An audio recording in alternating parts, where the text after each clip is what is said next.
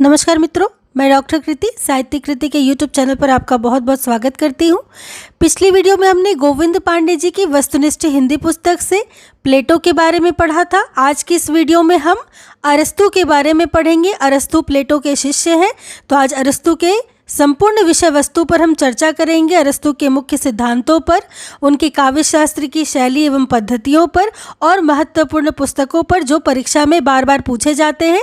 तो यदि पिछला वीडियो आपने नहीं देखा है अभी तक तो वो सबसे पहले देख ले, क्योंकि अरस्तु प्लेटो के शिष्य हैं और अरस्तु का सिद्धांत प्लेटो के सिद्धांत से काफ़ी किसी हद तक में विपरीत है। एक तरीके से उनको काटते हुए अरस्तु ने अपना सिद्धांत स्थापित किया है और बहुत सारी प्लेटो की मान्यताओं को उन्होंने कह सकते हैं कि विरेचित किया है। बहुत सारी मान्यताओं को उन्होंने सिद्ध किया है और इसी प्रकार से हम आज अरस्तु को देखेंगे। तो पिछला वीडियो यदि आपने नहीं देखा है तो चैनल की प्लेलिस्ट में जाइए, वहाँ आपको सभी वीडियो अब तक मैंने जो भी बनाई है वो सब भी मिल जाएंगी, जो कि आपकी परीक्षा की दृष्टि से बहुत महत्वपूर्ण है, क्योंकि परीक्षा की दृष्टि से ही ध्यान में रखते हुए मैंने सभी वीडियोज़ में महत्वपूर्ण तथ्यों को आपको बताया है। तो चलिए आज हम शुरू करेंगे अरस्तु के बारे में पढ़ना। तो अरस्तु का मूल जो यूनानी नाम था वो था अरिस्टोतिलेस। ठीक है, तो अरिस्टोतिलेस नाम था, जिसको हम अंग्रेजी में एरिस्टोटल्स के नाम से भी जानते हैं अरस्तु को। तो अरस्तु का हम संक्षिप्त जीवन वृत्त सबसे पहले देख लेंगे। 384 से 322 ईसा पूर्व इनका जन्म माना गया है। अरस्तु का जन्म स्थान है मकदूनिया, ध्यान रखिएगा, मकदूनिया इनका जन्म स्थान है। वहीं पत्नी का नाम है विथियास। ये जो शिष्य है ये है प्लेटो के शिष्य, जैसा कि मैंने आपको बताया अभी। तो प्लेटो के शिष्य थे अरस्तु। कई बार परीक्षा में पूछा जाता है कि अरस्तु के गुरु का नाम क्या था, तो आपको पता होना चाहिए कि अरस्तु के गुरु कौन थे, तो प्लेटो थे। अब देखिए अरस्तु किन के गुरु थे, तो अरस्तु सिकंदर के गुरु थे। ठीक है, ये भी कभी कभी परीक्षाओं में पूछा जाता है कि अरस्तु किसके गुरु थे, तो अरस्तु सिकंदर के गुरु थे। अरस्तु ने पूर्ण ज्ञान की परिभाषा दी थी। उनके अनुसार ज्ञान की क्या थी परिभाषा, तो ज्ञान की सभी शाखाओं में अबाध गति होती है, अर्थात ज्ञान की जितनी भी शाखाएं होती हैं उनमें एक प्रकार से अबाध गति होती है, मतलब बिना बाध्यता के हर देखिए विषय एक दूसरे से कह सकते हैं कि तालमेल रखता है। एक शाखा दूसरी शाखा से कहीं ना कहीं किसी न किसी रूप में अवश्य मिलती है, और यही बात अरस्तु कहते भी है कि ज्ञान की सभी शाखाएं एक दूसरे से मिलती हैं, उनमें अबाध गति होती है, अर्थात बिना किसी अवरोध के एक दूसरी शाखा से सबका एक जुड़ाव होता है। अरस्तु के ग्रंथों की संख्या 400 बताई जाती है। कितनी बताई गई है? 400। लेकिन जिनमें जो सबसे प्रमुख है, सर्व प्रमुख, वो 3 ही मानी जाती है, और ये 3 आप ध्यान दीजिएगा क्योंकि बहुत महत्वपूर्ण है। तो इन 3 ग्रंथों में पहला है पेरिपोइटिकेस, यानी कि काव्य शास्त्र, जिसमें काव्य के मौलिक सिद्धांतों का विवेचन किया गया है। ठीक है, ये काव्य शास्त्र से संबंधित पुस्तक है। ये भी वर्ण विषय पूछा जाता है परीक्षाओं में। ये तीनों बहुत महत्वपूर्ण है, मैं बार बार आपसे कहती हूँ, ध्यान दीजिएगा। पेरिपोइटिकेस अरस्तु का काव्य शास्त्र से संबंधित पुस्तक है, जिसमें काव्य के मौलिक सिद्धांतों का विवेचन किया गया है। वहीं टेक्निस रिटोरिकेस ये भाषा शास्त्र की पुस्तक है, जिसमें भाषण, भाषा एवं भावों का वर्णन किया गया है टेक्निस रिटोरिकेस में।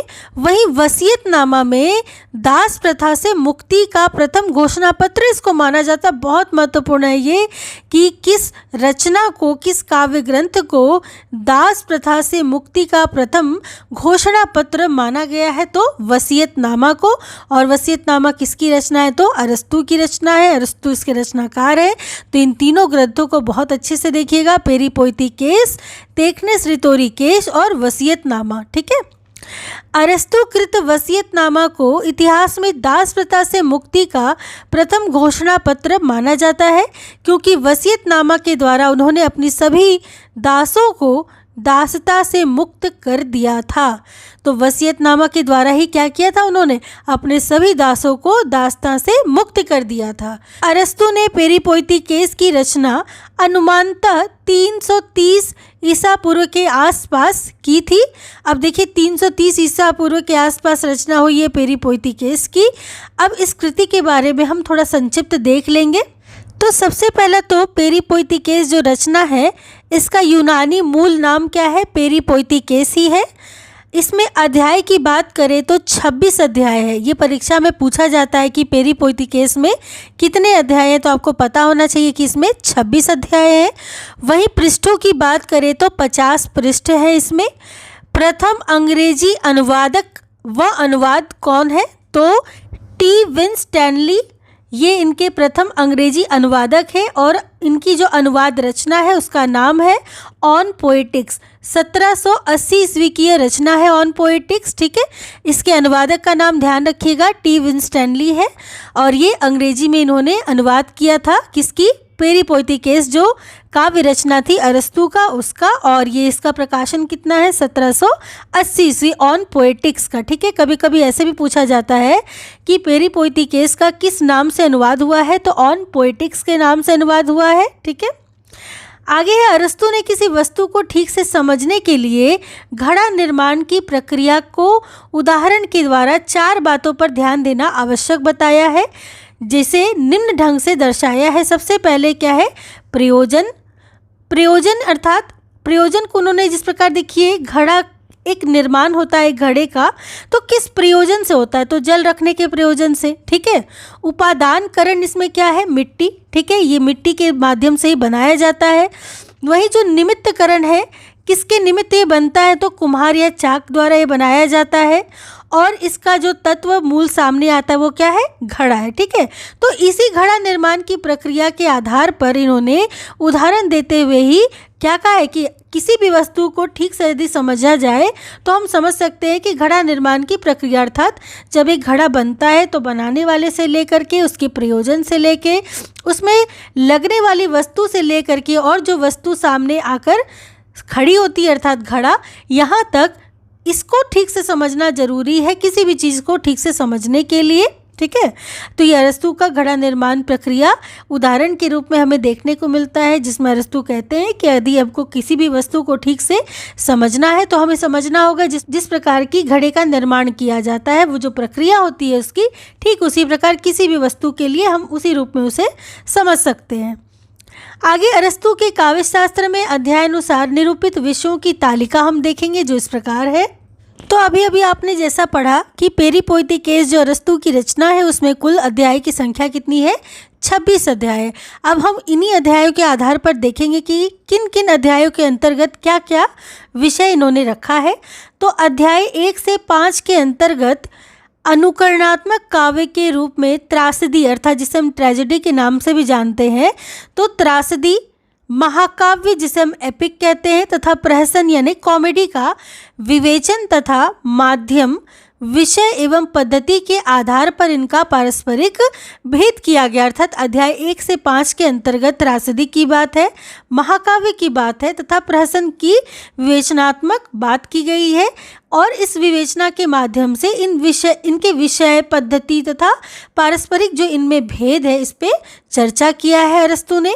वहीं 6 से 19वें अध्याय के अंतर्गत इन्होंने यह ग्रंथ का केंद्रीय भाग है, अर्थात देखिए 6 से 19 जो अध्याय है वो पेरी पोइटिकेस जो ग्रंथ है अरस्तु का, उसका केंद्रीय भाग माना जाता है।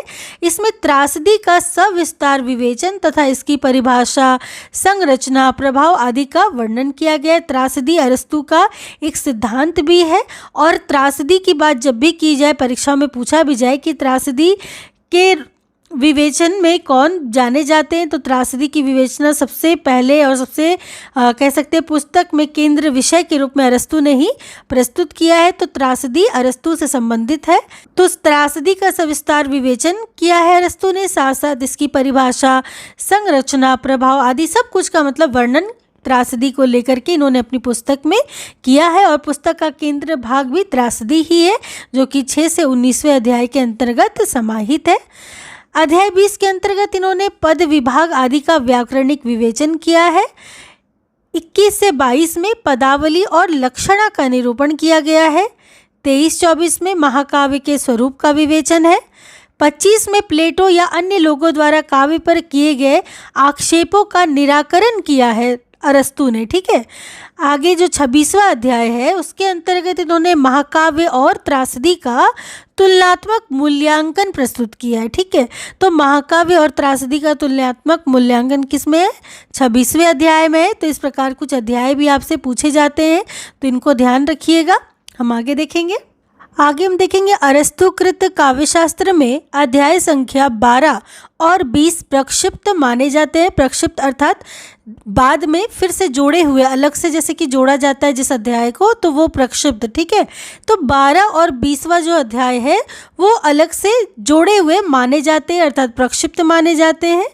अरस्तु ने काव्यशास्त्र की रचना दो दृष्टियों से की। अब देखिए, जो अरस्तु ने अपने काव्यशास्त्र की रचना की है उनकी दृष्टि क्या थी? पहला तो था यूनानी काव्य का वस्तुगत विवेचन व विश्लेषण करना। जो भी यूनानी काव्य थे उनका विवेचन और विश्लेषण करना था यूनानी काव्य का।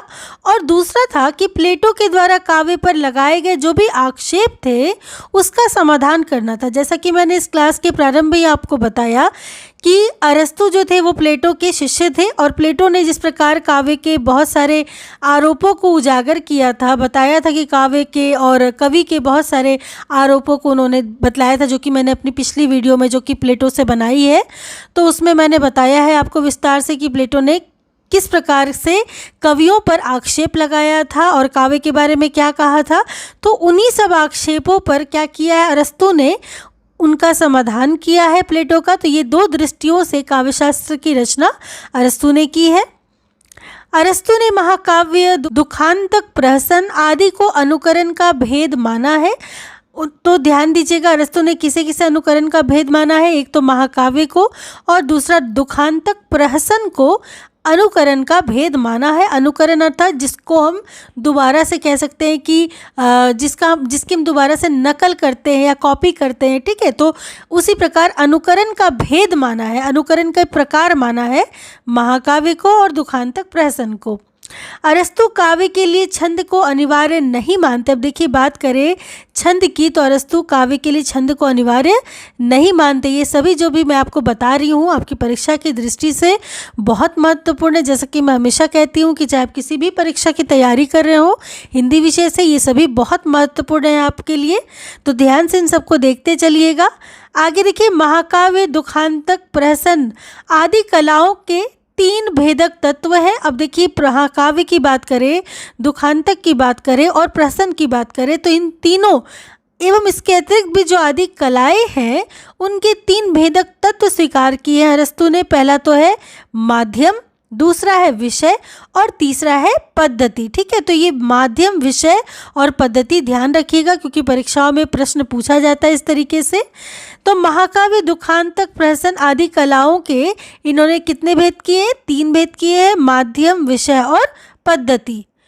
अब हम आगे देखेंगे कि दुखांतक, जिसको इन्होंने ट्रेजेडी के नाम से बताया है। ट्रेजेडी अरस्तु का काव्य सिद्धांत का एक मूल तत्व है, कह सकते हैं। उनकी जो रचना है पेरिपोइथिकेस, जो अभी हमने पढ़ी भी, उसका केंद्र विषय है ट्रेजेडी या दुखांतक, जिसको हिंदी में हम कहते हैं। तो आप कंफ्यूज मत होइएगा, परीक्षा में यदि ट्रेजेडी भी आए तो भी वही है और दुखांतक भी आए तब भी वही है। ठीक है, तो दुखांतक अर्थात ट्रेजेडी के अरस्तु ने 6 अंग स्वीकार किए हैं, जो निम्न है। सबसे पहले एक ट्रिक आप याद कर सकते हैं, कवि, पद, गीच। ठीक है, ये एक ट्रिक है ऐसा जिसमें 6 आपके जो अंग है दुखांतक के, ट्रेजेडी के, वो 6 अंग इसमें समाहित है।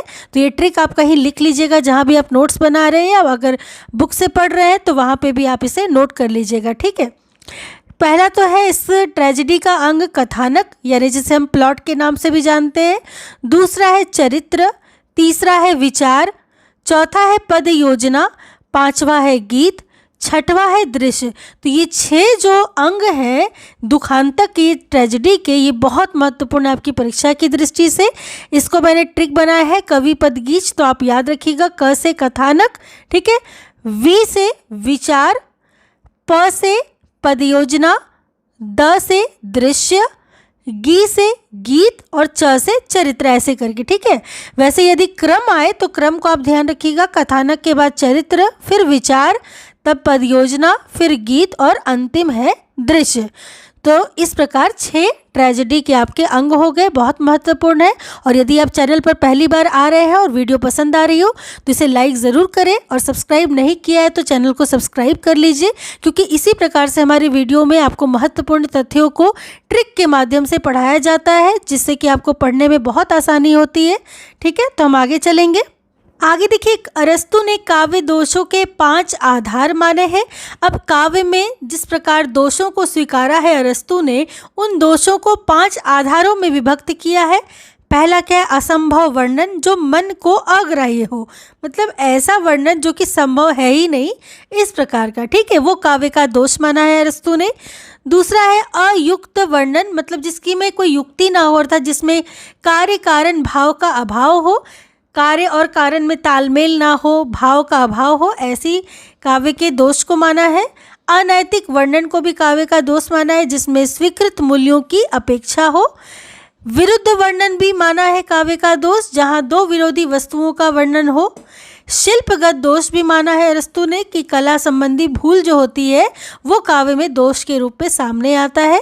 तो ये काव्य के कितने दोष माने अरस्तु ने? ध्यान दीजिएगा, काव्य के 5 दोषों को अरस्तु ने स्वीकार किया है। आगे देखेंगे अरस्तु के काव्य शास्त्र में आए कुछ प्रमुख यूनानी शब्दों को, और अब हम उनके अर्थों को भी देखेंगे। तो ये कुछ यूनानी शब्द हैं जिसके हिंदी एवं अंग्रेजी अनुवाद किए हुए हैं। हिंदी अनुवादों को अक्सर परीक्षाओं में पूछा जाता है, तो हम इसे विशेष रूप से देखेंगे। जैसे पेरीपेतेइया, ठीक है, तो पेरीपेतेइया को हिंदी में कहते हैं स्थिति विपर्यय। अनग्नोरिसिस, जिसको अभिज्ञान के नाम से जाना जाता है हिंदी में।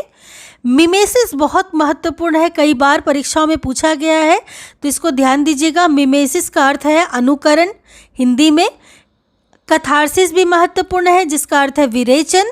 तो मिमेसिस का अर्थ हुआ अनुकरण, कथारसिस यानी विरेचन। माइथास का अर्थ है कथा वस्तु। एथोस का अर्थ है चरित्र। पाथोस का अर्थ है भाव। प्रॉक्सिस का अर्थ है कार्य व्यापार। ध्यान दीजिएगा, ये सभी महत्वपूर्ण है, क्योंकि परीक्षाओं में किसी से भी प्रश्न पूछा जाता है। मिमेसिस तो विशेष रूप से बहुत महत्वपूर्ण है, तो इसे तो बहुत अच्छे से आप देखिएगा। मिमेसिस का अर्थ क्या है? अनुकरण है। ठीक है, वहीं कथारसिस का अर्थ विरेचन, माइथास का अर्थ कथा वस्तु, एथोस का अर्थ चरित्र, पाथोस का अर्थ भाव, और प्रॉक्सिस का अर्थ कार्य व्यापार है। तो इस प्रकार हिंदी में कुछ यूनानी शब्दों के अनुवाद दिए थे। हम आगे चलेंगे। आगे हम देखेंगे अरस्तु के काव्यशास्त्र में आए कुछ शब्दों का पारिभाषिक अर्थ, जो कि निम्नलिखित है। तो ये कुछ शब्द हैं और उसका पारिभाषिक कुछ अर्थ दिया हुआ है, हम देख लेंगे। जैसे दुखांतक, जिसे हमने अभी भी देखा कि ट्रेजेडी के नाम से भी हम जानते हैं अंग्रेजी में। तो यह ऐसे कार्य व्यापार का अनुकरण है। अनुकरण का अर्थ मैंने आपको बताया ही, कि किसी भी चीज़ की नकल करना, वापस से उसी को उस रूप में प्रस्तुत करना। तो यह एक ऐसे कार्य व्यापार का अनुकरण है दुखांतक, जो गंभीर, स्वतःपूर्ण तथा कुछ विस्तृत हो, जिसे भाषा में विभिन्न कलात्मक अलंकरणों से विभूषित किया जा सकता हो, तथा जो कार्य व्यापार के रूप में हो, ना कि आख्यान के रूप में, जो करुणा एवं भय को उद्बुद्ध कर इन भावों का विरेचन करे, अर्थात इन भावों को शुद्ध रूप में प्रकट करे, वही होता है दुखांतक। अर्थात ऐसे कार्य व्यापार दुखांतक में आते हैं जो गंभीर होते हैं, स्वतः में पूर्ण होते हैं, तथा जिसको हम विभिन्न कला के माध्यम से, अलंकरणों के माध्यम से विभूषित कर सकते हैं, तथा जो कार्य व्यापार के रूप में नहीं हो करके किसके रूप में हो? किसी आख्यान के रूप में हो, किसी कथा के रूप में हो। ठीक है, जो कि मनुष्य के अंदर करुणा एवं भय को उद्बुद्ध कर इन भावों का क्या कर सके?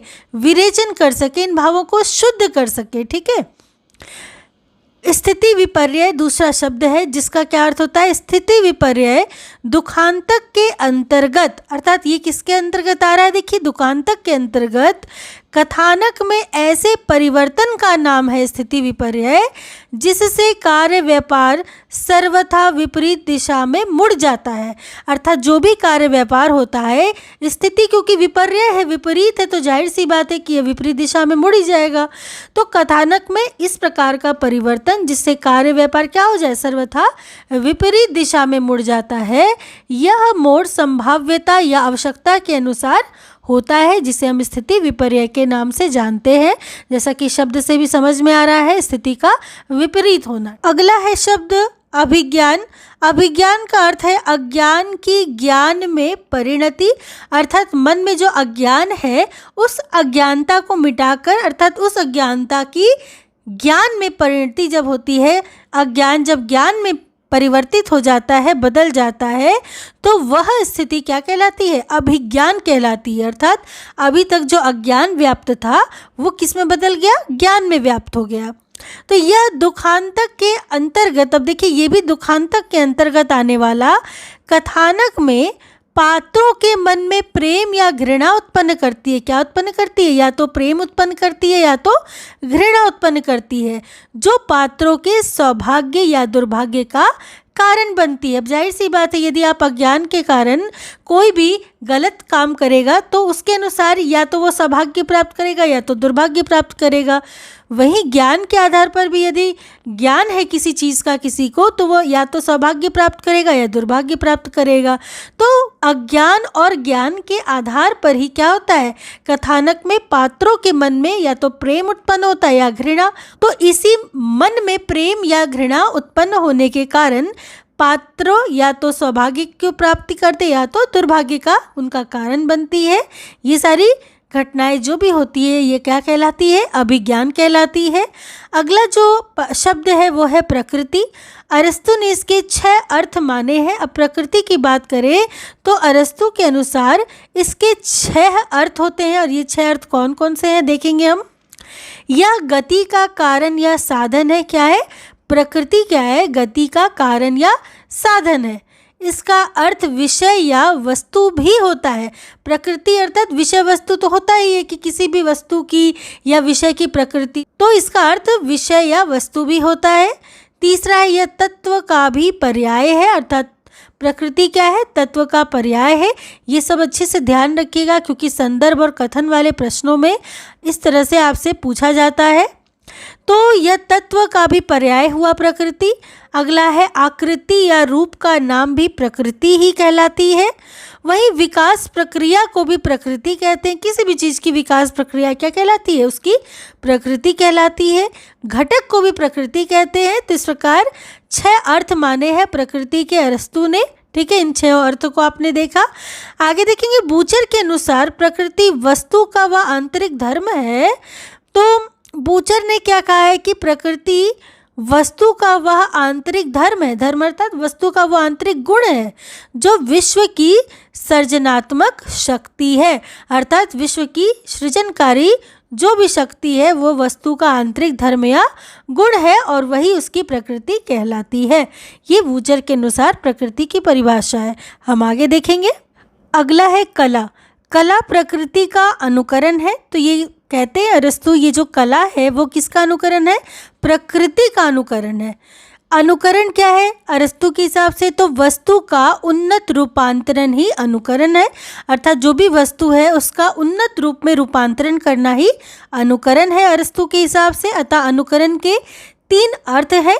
पहला तो है जो वस्तुएं थी या है, दूसरा है उन्हें जैसा कहा या माना जाता है, और तीसरा उन्हें जैसा होना चाहिए।